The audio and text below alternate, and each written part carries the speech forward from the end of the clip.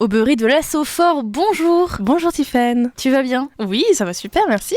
Alors si tu es au micro de Westrack aujourd'hui, c'est pour parler d'un événement qui va se dérouler ce week-end, le Creative Camp. Qu'est-ce que c'est ?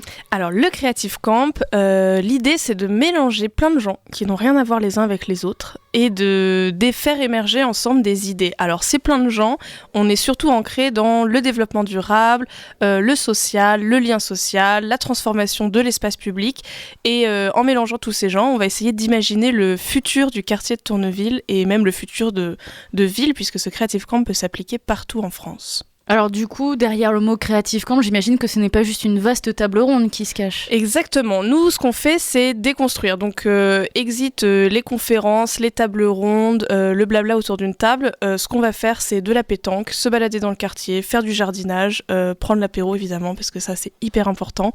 Et surtout, discuter, échanger de façon assez informelle, justement pour faire émerger les idées un peu les plus folles, essayer de rassembler le maximum de paroles du maximum de personnes possible. C'est une sorte de brainstorming sur 2 jours de façon ludique et pédagogique. Exactement, bah voilà Tiffaine, c'est exactement ça.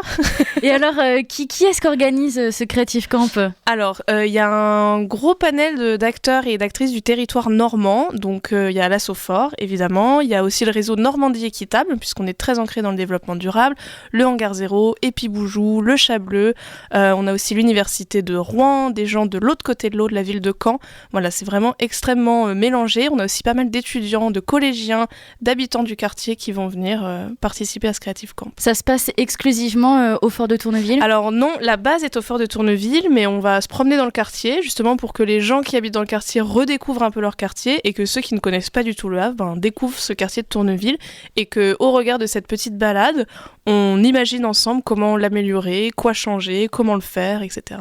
C'est la première édition de ce Creative Camp. C'est quoi la finalité du coup de ce gros brainstorming ? Alors effectivement, c'est la première fois qu'on le fait. On expérimente cette forme-là au Fort de Tourneville puisqu'on adore tester des nouvelles choses. Et l'idée, c'est qu'au bout de ces 2 jours, avec toute la parole qu'on a récoltée, toutes les idées, on centralise un petit peu ça et on essaye d'imaginer, ou en tout cas on mettra en application ce qui a été imaginé en 2022. Donc par exemple, si on se met tous d'accord pour se dire qu'on va faire un toboggan qui part du fort jusqu'à la fabrique Louis Blanc, et ben why not, on fera ça en 2022 si on est tous d'accord pour le faire. D'accord, donc en fait ça va être juste de ramasser pas mal d'idées. On a cité pas mal de personnes qui se cachaient derrière le projet, qui seront aussi présents, mais de façon générale, est-ce que c'est ouvert au public ? Est-ce que chaque Havrais et Havraises peuvent venir apporter leur pierre ? Alors tout à fait, tout le monde est invité, que vous soyez du quartier ou de l'extérieur, que vous soyez en famille ou seul, on ouvre vraiment la discussion à partir de 7 ans. Et justement, si vous avez des enfants, n'hésitez pas à venir avec eux puisqu'ils ont toujours des idées abracadabrantes et c'est ça qui nous intéresse justement.